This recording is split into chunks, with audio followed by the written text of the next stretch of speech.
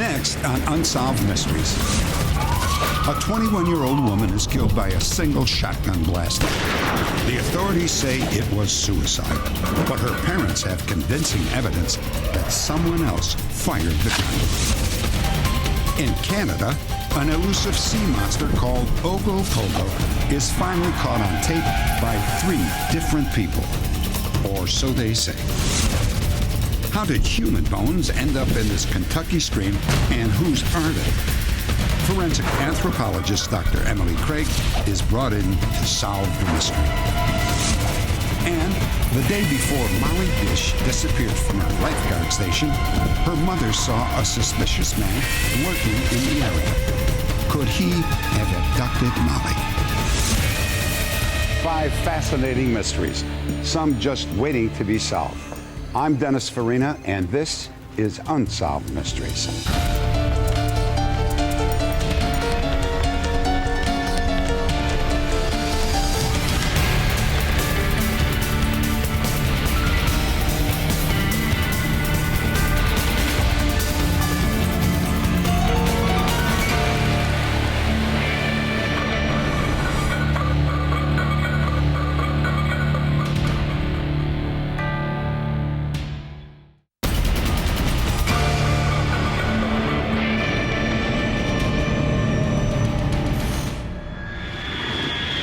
Roanoke, Virginia.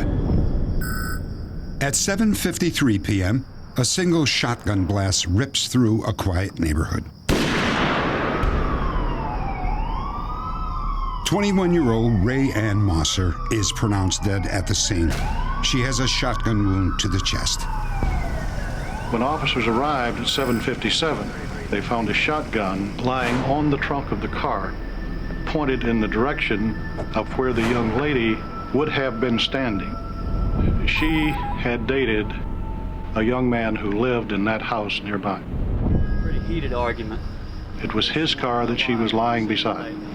As she stormed out, the last thing she said to me was, "What do I have to do to prove my love to you? Kill myself?" And then she ran out the door. You didn't come to the door when you heard this shotgun blast? No, sir. No, sir. I didn't go outside. I didn't even look outside. If there was anybody outside with a shotgun, I was going to stay inside. I feared for my life. After questioning Ray Ann's ex-boyfriend, the police find no evidence of foul play, and her death is ruled a suicide. Ray Ann and her boyfriend had broken up, and 3 witnesses said that she threatened to kill herself. But Ray Ann's parents believe that they found evidence proving that she was murdered, and they want an investigation. When our daughter was murdered, she was charged and convicted of a crime she did not do to herself. And the power within me and my husband both is to find out why, who, and what happened. This definitely was not a suicide, and I really don't care what anybody thinks. When they examined police reports, Ray Ann's parents began to discover evidence that cast doubt on suicide as the cause of death. Ray Ann's car was parked directly across the street from where she died.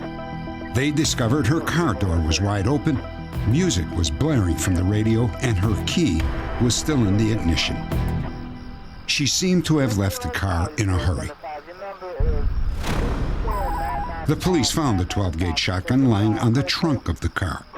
Her parents believe that if Ray Ann had shot herself, the weapon would have fallen to the ground beside her body.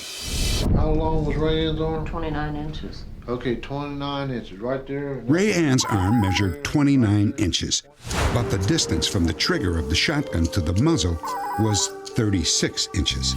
My arm length was right close to my daughter's arm length. So I took a broomstick and measured it out to be able to push that trigger with my thumb and to be able to get it in after we'd seen the body diagram. I couldn't reach it. There's no way. She couldn't have pulled that trigger and shot herself. On the night of Ray Ann's death, authorities told her parents there would be an autopsy. 2 weeks later, Ron and Ann discovered that it had never been performed or even requested. When I found out the autopsy was not performed, I was shocked. The Mossers had Rayanne's body exhumed. Finally, 6 months after her death, an autopsy was performed by Dr. David Oxley, the original medical examiner. The anterior chest corresponding to the wound seen at the previous examination. According to Oxley's report, Rayanne was killed by a contact wound to the chest, meaning the muzzle of the gun was against her skin. In addition, powder burns were found on Rayanne's left wrist. After the autopsy, the medical examiner declined to change the ruling of suicide. There was nothing matching. Things weren't adding up right, so that's where we started back for another opinion. The Mossers contacted Dr. John Butts, the chief medical examiner for the state of North Carolina. His conclusions differed significantly from the findings of the autopsy. It seems that suicide is extremely unlikely. I could see that the muzzle of the weapon was several feet from her body at the time it's discharged. The appearance of the powder on her hand indicate that that hand was close to the muzzle of the gun to discharge. Perhaps grabbing at the gun, perhaps holding the gun. Now, whatever was at the other end of that gun, I don't know. Based on Dr. Butt's finding, the medical examiner officially changed the manner of death from suicide to pending. Still, there was no investigation. We knew when we read Dr. Butts's statement, it had to go on until we found out what happened. The Mossers set out to get a third opinion. They contacted Dr. Vincent DeMeo, one of the country's leading forensic scientists. When I received the material that they had, well, I think the case was screwed up. The police had a preset notion as to what had happened, and they just didn't follow through with an investigation. The medical examiner should have performed an autopsy. He should have been suspicious as soon as he saw the pattern of injuries. It's not a contact wound. She couldn't have inflicted it. With the help of an assistant, Dr. DeMeo showed that it was physically impossible for Rayanne to have shot herself in the chest. This is the closest that the muzzle was to the body. So if we move it even further away, she'd have even greater trouble getting to the trigger. But if we move it to the closest, and then if she tries to reach, look what happens. As she reaches, the body rotates, and there's no way she can get to the trigger and yet have the gun pointed almost directly at her right chest. What this means is that somebody else pulled the trigger. It's possible that the reason her left hand was adjacent to the muzzle at the time it was fired was that she had grabbed it and was attempting to push the gun away at the time it was fired. Again, the Mossers asked for the investigation to be reopened, and again, their request was denied. We was working with a Commonwealth attorney that just would not help us. He was stonewalling us. He just would not do anything. He just was sitting on his buns and wasn't doing anything, you know. The Mossers next contacted R.J. Breglio, a ballistics investigator. He tried to figure out if Rayanne could have accidentally discharged the gun by dropping it on the ground or hitting it against the car in anger. The butt test is a test to see if by dropping or slamming the butt against the floor, when it is cocked, if it could fire. I performed this test many times with the shotgun, and I could not get it to discharge. In my opinion, I don't see how it would have landed neatly on the trunk of that car. I think it would have slid off to the ground in whichever way it happened to fall. Again, the Mossers sent their new evidence to Donald Caldwell, the Commonwealth attorney, and requested that the case be reopened. His only reply was, "I am in receipt of your letter." I made a promise to my daughter before that casket lid was closed. I told her, I said, Rayanne, if this is not what it looks like, if it takes me the rest of my life, I'll find out what happened to you. 3 years after Rayanne died, the state medical examiner changed the manner of death to undetermined. There still has been no investigation, and the medical examiner and Commonwealth attorney declined to be interviewed for this program. If you have any new information that might help solve this case, please log on to our website at unsolved.com. Next, the incredible tale of a monster called Ogopogo that just might exist in a lake in British Columbia.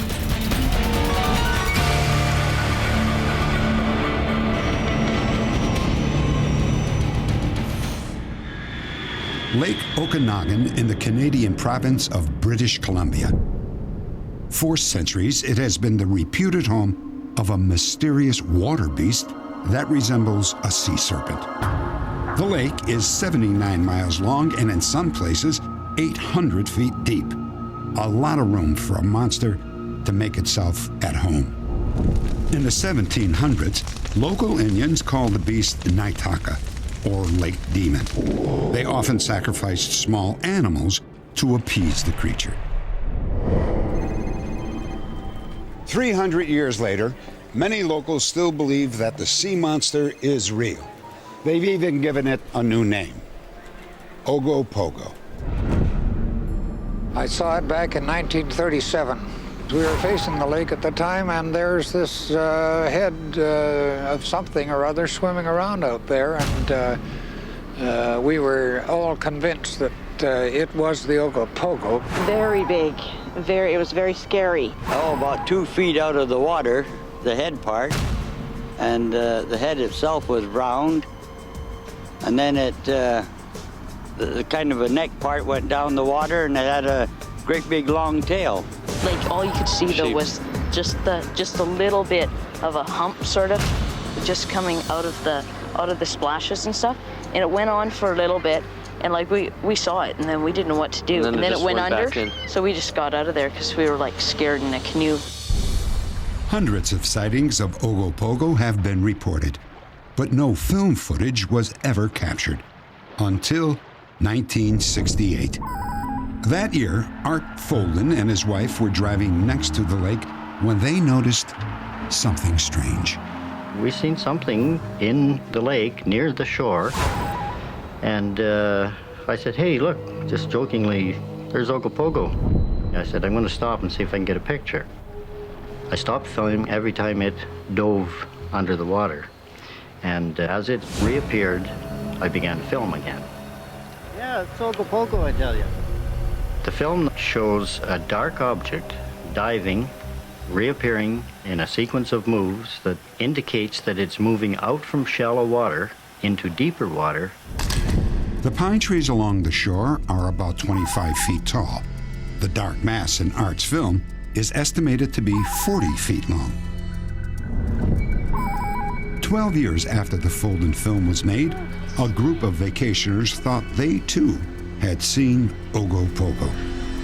One of them, Larry Thal, had a home movie camera. I was taking pictures of the kids and the wife, and bingo, all of a sudden the Ogopogo, supposedly, whatever it may have been, appeared on Lake Okanagan, and I was right there with my camera. It was a strange sight in the water.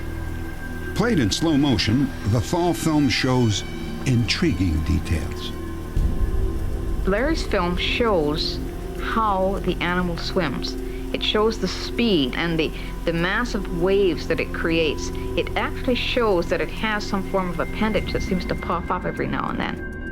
But the interesting thing again is that the animal that Art Folden shot and the animal that Larry Thal shot, they're basically the same size. They're very large creatures. And in Larry's film, we're seeing a creature at least 40 to 60 feet from head to tail, no doubt. 9 years later, 78-year-old Clem Chaplin showed his son Ken an inlet where he thought he had seen Ogopogo. Ken took his video camera and staked out the area. It paid off. What Ken taped was a creature that appeared to be hairless, greenish in color, spotted, and about 15 feet long, less than half the size measured in the Folden and Thal films.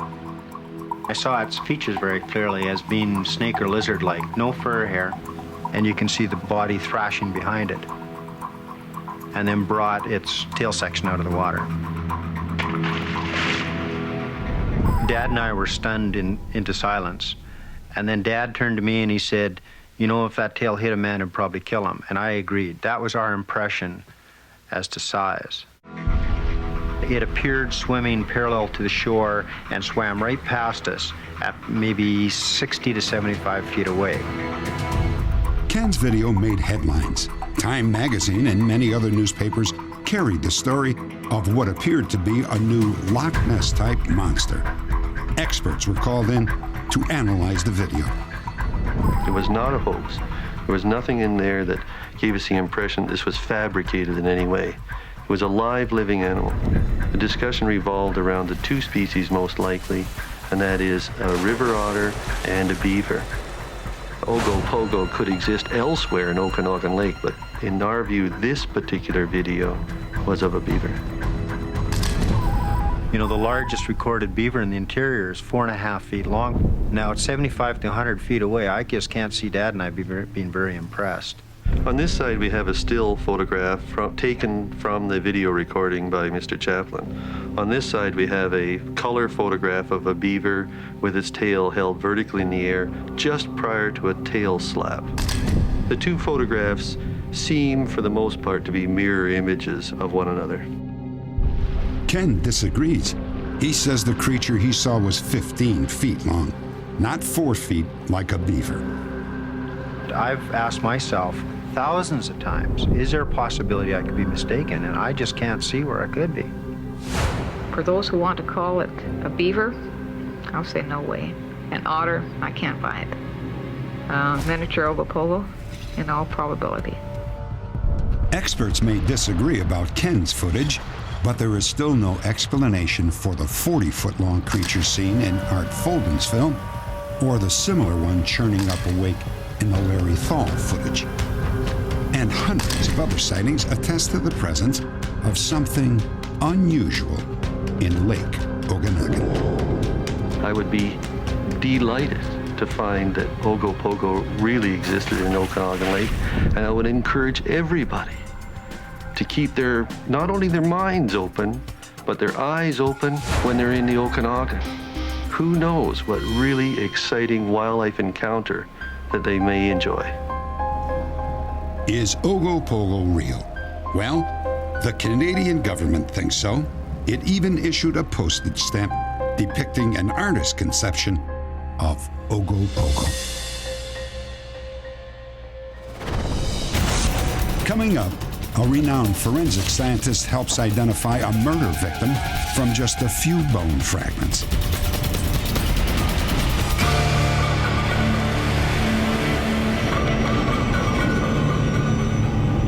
I told you before you had A bitter argument erupts on the streets of Covington, Kentucky. Because that's our money. After a night of drinking, Diane Washer and her husband Jimmy are at it again. I'm so tired of fighting with you about this. Look, there are two names on that account, your name and my name, and that makes it our money. Diane Washer and Jimmy Washer that evening were fighting over money and fighting over the fact that she had just received a $10,000 SSI settlement due to her bad back. As he approached her and they got into an argument, she struck him with the phone on the pay phone, called 911, and by the time Covington police got there, Jimmy Washer had already left. Call? Yeah. Diane disappeared and police immediately questioned her husband Jimmy. Jimmy Washer was my #1 suspect, primarily because he hadn't reported her missing. Head and eyes straight forward, feet on the floor in front of you. And I had asked Mr. Washer if he would consent to taking a polygraph in reference to his wife. Yes. Did you cause the death of Diane Washer? No. The test was ruled inconclusive. So some of what he was answering was truthful, some wasn't. There wasn't enough credibility to his answers to totally erase Mr. Washer as a suspect. 3 years passed. Outside of Covington, deputies searching for an illegal marijuana field came across something else. Looks like a skull. A crushed human skull and 7 other bone fragments were found in a creek bed. Covington police brought in Emily Craig, one of the country's leading experts in forensic anthropology.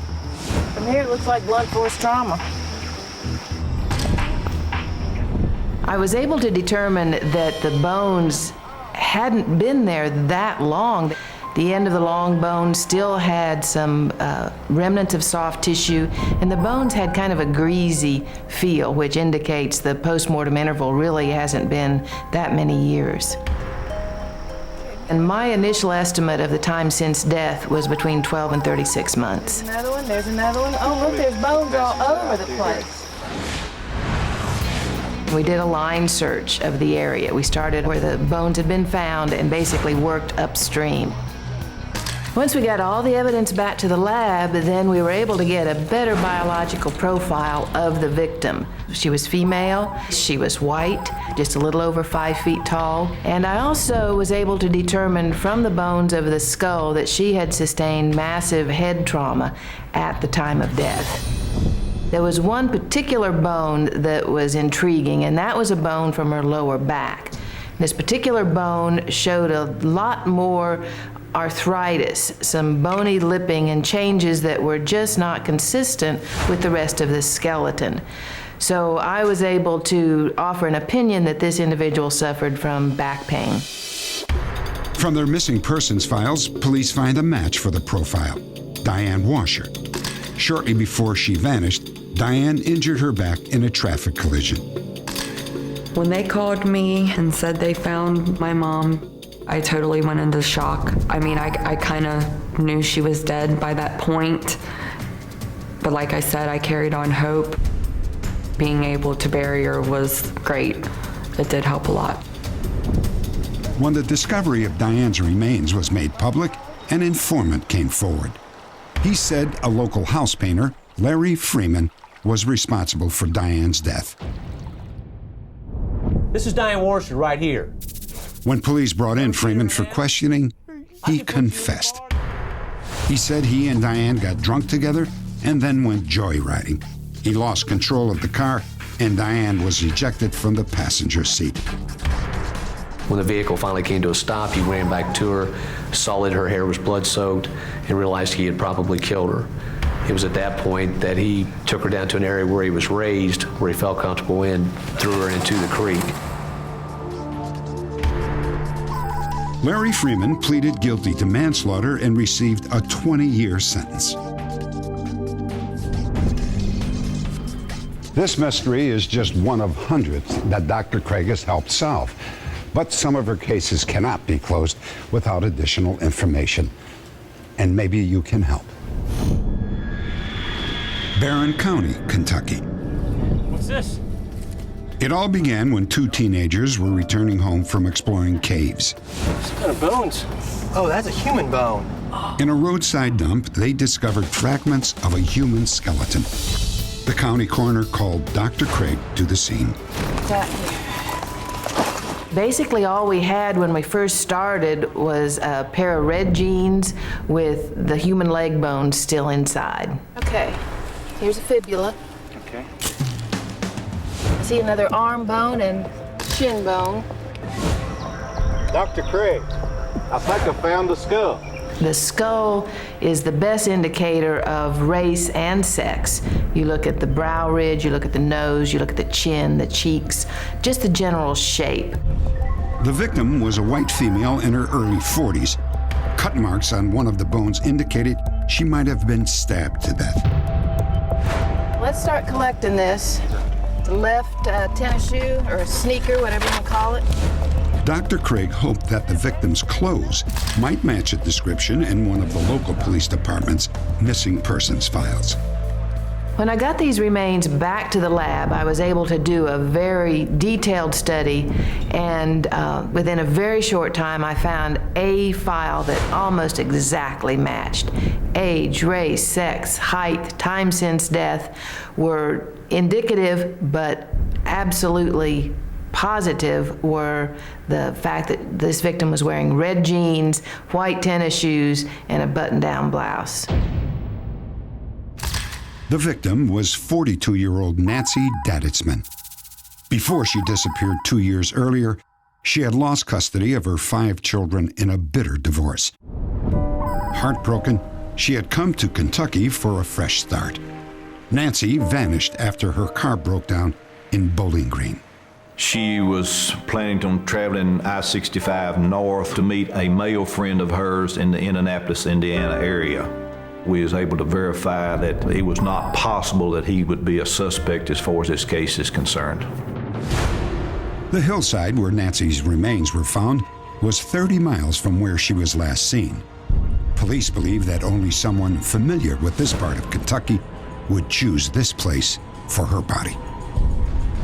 Identifying the victim is the first step in solving the crime. We've done this first step.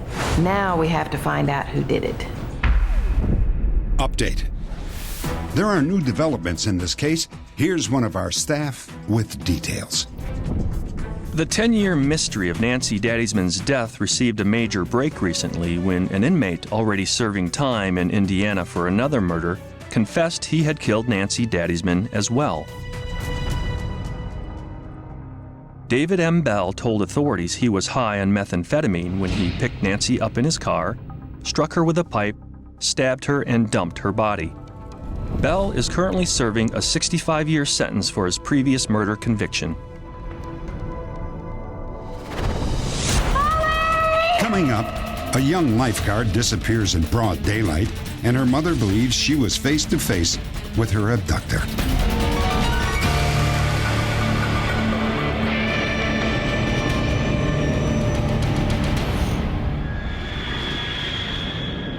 Warren, Massachusetts. Population 4,800. For the Bish family, it was the perfect getaway from the urban violence of their old Detroit neighborhood. My husband and I thought, let's move to the country and find our peace and raise our children. Molly Bish was only a year old when her family moved here. 15 years later, she landed her first real job as a lifeguard at a nearby pond. Molly was very proud to be a lifeguard.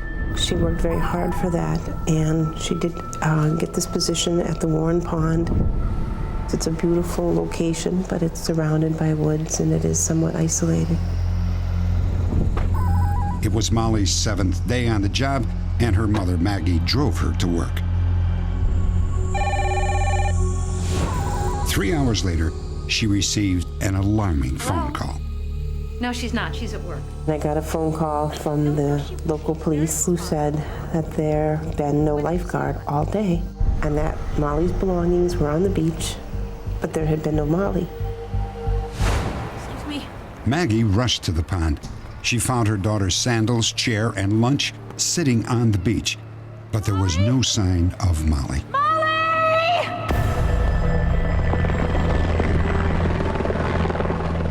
It's hard for me to describe that sinking, hollow feeling you have as divers are looking for your daughter, as dogs are combing the woods, and police officers are searching and interviewing people.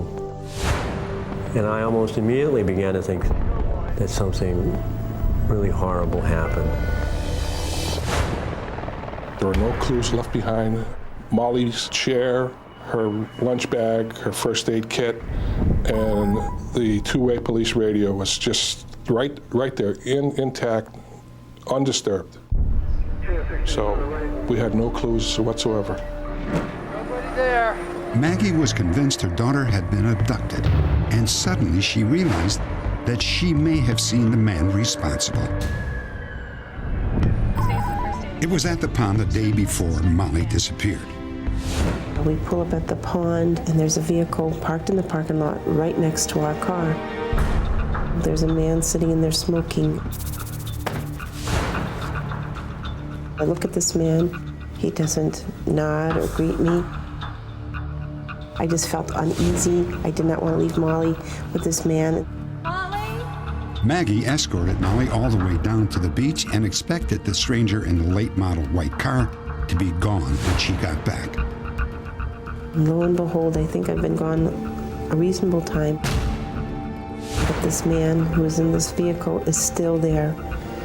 I'm very upset that he's still there. So I lock eyes with him. I am giving him a stare, trying, I guess, to maybe scare him away. He returns the stare and just boldly stares at me. just cocky as all. He just squinted his eyes and he stared at me and just kept smoking, and he didn't seem to care. Fearing for her daughter's safety, Maggie waited for the man to leave.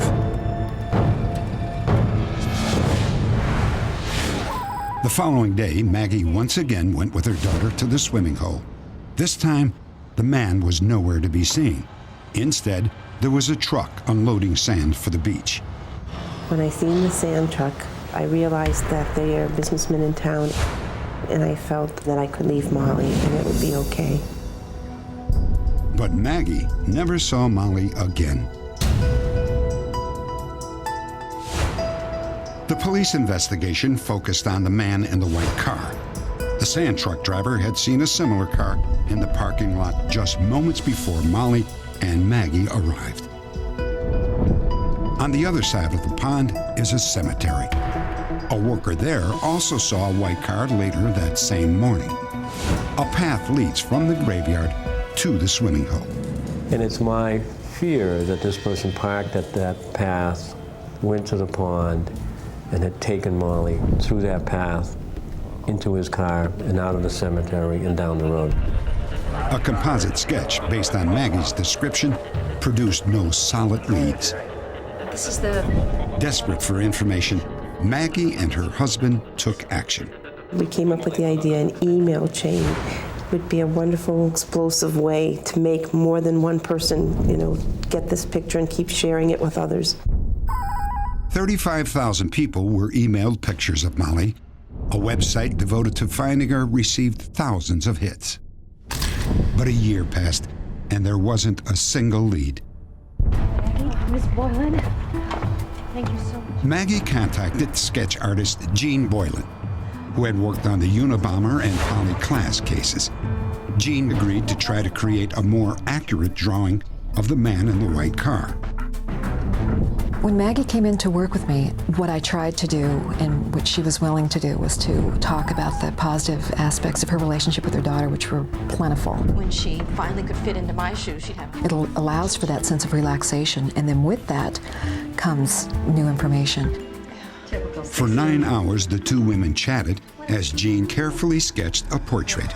Finally, the drawing was complete, but Maggie still felt that there was something missing. And the way he held that cigarette the whole time. I stayed up fairly late that night, using my own hand as a model, creating the image of the hand holding the cigarette, and then added that to the drawing. And I think that was just sort of the finishing touch that really brought everything into focus. Well, what do you think? When I saw the completed picture with the cigarette, I thought instant fear. I mean, it was him. The eyes, it was this cockiness, it was this look. We want this person to know that we will never stop searching for her, and that we will never stop searching for him. I'm very angry, and that anger is going to drive me on forever. I will not stop.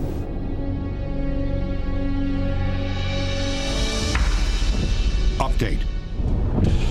3 years after Molly Bish disappeared, her remains were found about 5 miles from Warren Pond. This case is currently open and active. There are no suspects, but there are several persons of interest. There is a $100,000 reward for information leading to the arrest of whoever took the life of Molly Bish.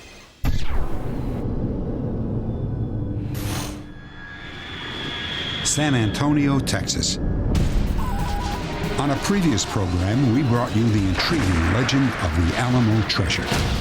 In 1836, as Texas fought for her independence from Mexico, 189 men made a courageous stand against 6,000 well-trained Mexican soldiers at the Alamo. Some believe that at the height of the battle, the defenders hid a cache of gold and silver at the bottom of a well. The only way they preserve it is to all stick together and fight the battle out to whatever outcome it had. The reason why it's remained there is because everybody died. Ground radar testing in the plaza of the Alamo confirmed the presence of something about 13 feet underground. Frank Buschbacher, believed he had located the long-lost treasure. After obtaining permission from the city council, Buschbacher and a team of archaeologists began digging in front of the monument. A week later, 4 feet beneath the surface of the courtyard, they found fragments of Native American pottery, the bones of butchered animals, and primitive cooking utensils. Each relic had to be carefully unearthed and then properly cataloged.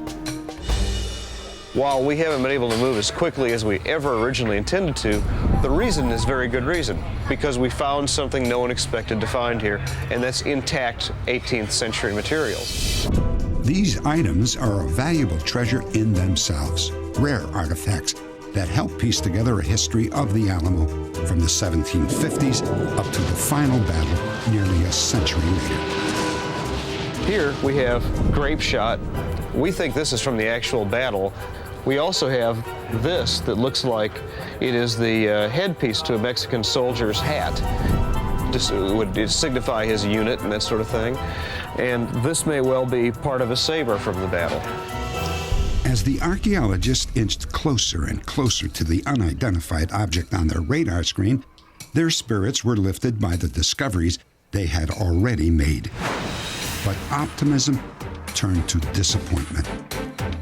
They found no trace of any treasure. Yet some remain convinced that it still exists somewhere deep beneath the Alamo. Next, the I-70 serial killer. He's quick and he's deadly, and he may be responsible for 9 murders.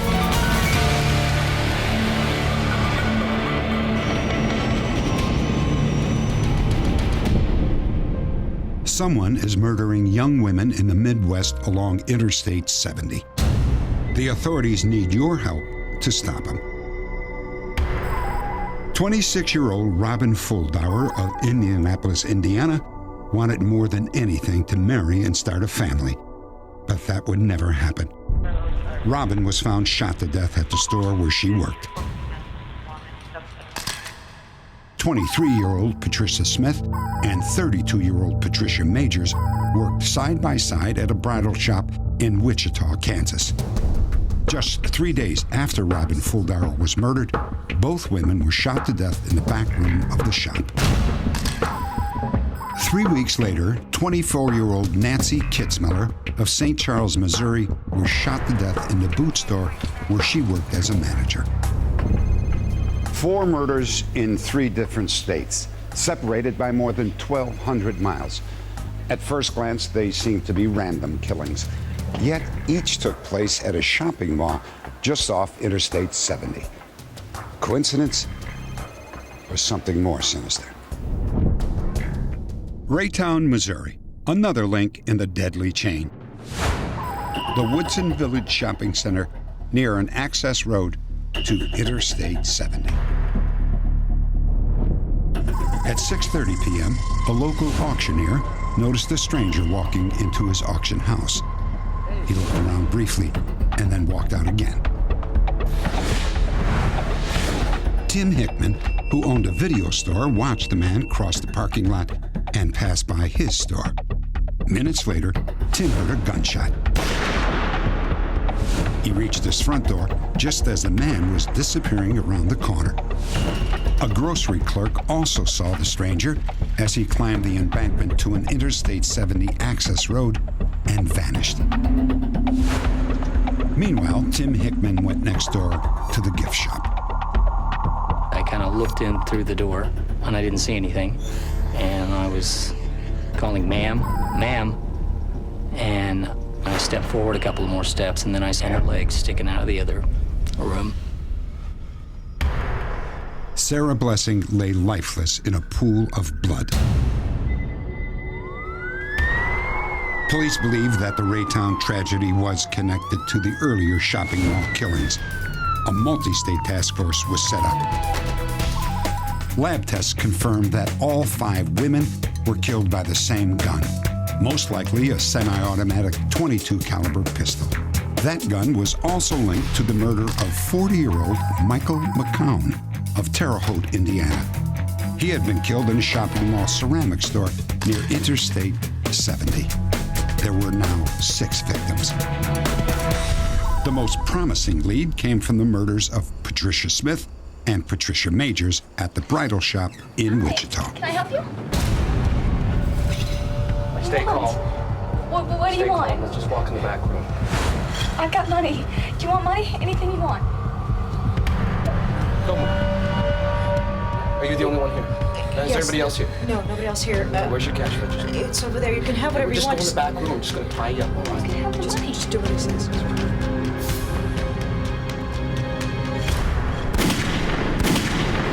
Police did get one good description of the killer. It was from a customer who walked in just minutes after the 2 women had been murdered. Anybody here? Hey. Hey, man, I don't know what's going on here, but I need to. Wait a minute. I want you to come in the back room with me. Look, man, I can't. What are you doing? What are you doing? I just told you to come in the back room. I can't come in the back room. I just want to get out of here. I didn't see nothing. I don't know nothing that's going on here. I just want to shut up and get the hell out of here, then, and don't call the cops. Using the customer's description and other eyewitness accounts, a police artist created this aged composite of what he may look like today. The suspect is between 5 feet 5 inches and 5 feet 9 inches tall. He would now be in his late 40s or early 50s. The suspect is described as neatly dressed and clean cut. He appeared to be almost in a trance, as if he were thinking about something else. It's important for the audience to know that a serial killer never stops. They may stop for a period of time, but they never stop completely, and they will always start up again. There were 3 other additional murders in Texas that police believe were the work of the same killer, bringing the total number of victims to 9. If you have any information about the I-70 killer or any of the other cases we've profiled, please log on to our website at unsolved.com.